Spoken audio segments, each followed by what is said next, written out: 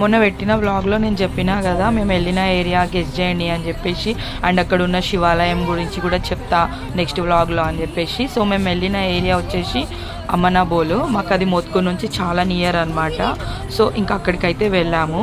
So ఇంకా ఇక్కడ నుంచి ట్రెక్ చేసుకుంటూ అయితే నేను చెప్పిన టెంపుల్ దగ్గరికి అయితే, శివాలయం దగ్గరికి అయితే వెళ్ళాలి. పైకి ప్రాపర్ రూట్ ఏమి ఉండదు. ఇప్పుడు కొంచెం వాటర్ డ్రైగా ఉండడం వల్ల ఇట్లా సైడ్ల నుంచి మేము ఆ రాళ్ళల్లో నుంచి అట్లా ట్రెక్ చేసుకుంటూ అయితే వెళ్ళినాము. కానీ రెయినీ సీజన్లో అట్లా హెవీ వాటర్ ఫ్లో ఉన్నప్పుడు మాత్రం అస్సలు ప్రాపర్ రూటే లేదనమాట టెంపుల్కి వెళ్ళడానికి. మేము వెళ్ళిన టైంలో వాటర్ తక్కువ ఉండడం వల్ల మేము వెళ్ళగలిగినాం. మా వాళ్ళందరూ ఫిషింగ్లో బిజీ ఉంటే నా కన్ను మాత్రం, నా ప్రాణం మాత్రం ఆ టెంపుల్ మీదనే ఉంది. ఎప్పుడెప్పుడు వెళ్ళి చూద్దామా అని చెప్పేసి ఇంకా కొంచెం సేపు కింద ఉన్న తర్వాత నేనైతే పైకి ఎక్కేసిన కొండపైకి. ఇంకా నేను ఎక్కుతున్నాను, మా డాడీ యశు వాళ్ళు కూడా నాతో పాటు వచ్చారు.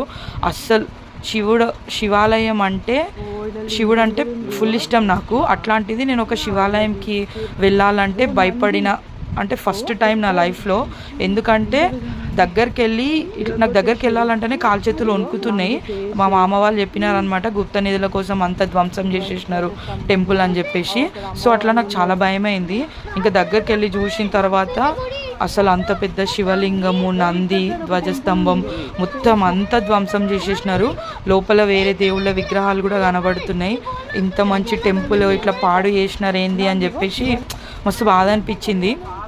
ఇప్పుడు చాలా టెంపుల్స్ రీకన్స్ట్రక్షన్ చేస్తున్నారు కదా, అట్లనే ఈ టెంపుల్ కూడా ఎవరైనా రీకన్స్ట్రక్షన్ చేస్తే బాగుండు అనిపించింది. ఎందుకంటే ఇప్పుడు మనం క్యాజువల్గా నార్మల్గా వెళ్ళి ఒక టెంపుల్కి మొక్కుంటే అది వేరు, అండ్ ఇంత స్టంట్లు చేసి ఇంత ట్రెక్కింగ్ చేసుకుంటూ వెళ్ళి మొక్కుంటే ఆ ఫీలింగ్ మస్తు అనిపిస్తుంది. అలాంటి ఒక టెంపుల్ అనమాట ఇది. నిజంగా దీన్ని డెవలప్ చేస్తే మాత్రం ఇది వీడియో నచ్చితే పక్కా లైక్ చేయండి. Thank you for watching.